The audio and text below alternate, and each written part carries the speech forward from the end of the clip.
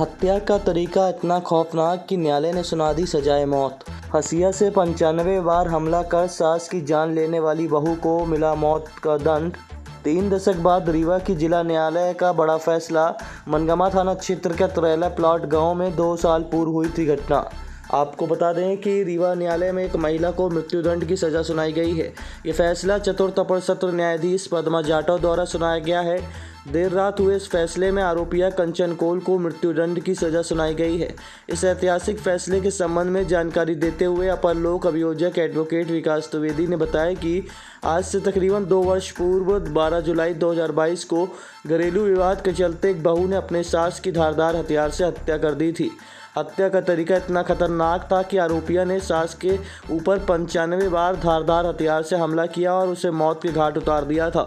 इस पूरी घटना में मृतक सरोज कोल के पति और कंचन कोल के ससुर वाल्मीकि कोल को भी आरोपी बनाया गया था। हालांकि पुलिस के सामने आरोपी ससुर के द्वारा हत्या के मामले में शामिल होना कबूल किया, लेकिन सबूत के अभाव से वह बच गया। मामला धारा 302 के तहत था और थाना मनगमा अंतर्गत चौकी गंगेव ग्राम अतरैला की है। इसमें आरोपी वाल्मीकि कोल एवं कंचन कोल के विरुद्ध मामला पंजीबद्ध किया गया था।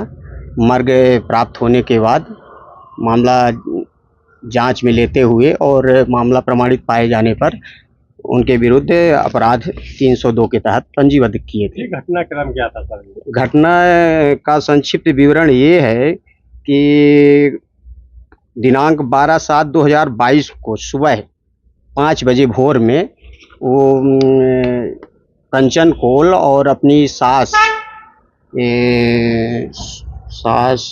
सरोज कोल के साथ में घर में रह रही थी और इन लोगों का आपसी कुछ विवाद चल रहा था, ज़मीनी विवाद या घरेलू कुछ विवाद चल रहा था। इसी के चलते इन्होंने इतने बड़े हत्या जैसे जघन्य अपराध का अंजाम दिया और धारदार हंसिया से आरोपी मृतका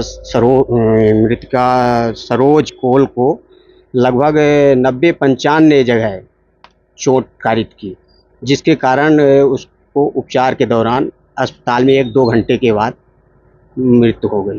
ये माननीय न्यायालय ने कल ये अहम फैसला सुनाया है। कौन से न्यायालय से ये फैसला हुआ?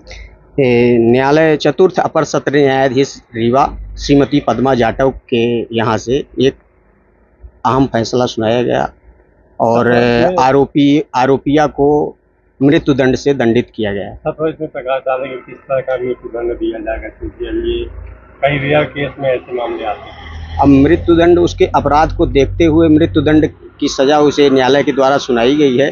अब उसमें कई कंडीशन है जिनको दृष्टिगत रखते हुए ऊपर की कोर्ट है, जैसे हाई कोर्ट है और ऊपर जो है उसमें विचार करेगी और उसकी परिस्थितियों को देखते हुए। क्या नाम लिखते सर? मैं एडवोकेट विकास द्विवेदी हूँ। मेरे द्वारा संबंधित अपराध में लगभग 25 साक्ष्यों की सूची पेश की गई थी, जिसमें से मेरे द्वारा 16 साक्ष्यों को परिलक्षित कराया गया। जो साक्ष्य आई प्रकरण में वो अखंडनीय रही, जिसके आधार पर माननीय न्यायालय द्वारा आरोपिया को मृत्युदंड की सजा सुनाई गई।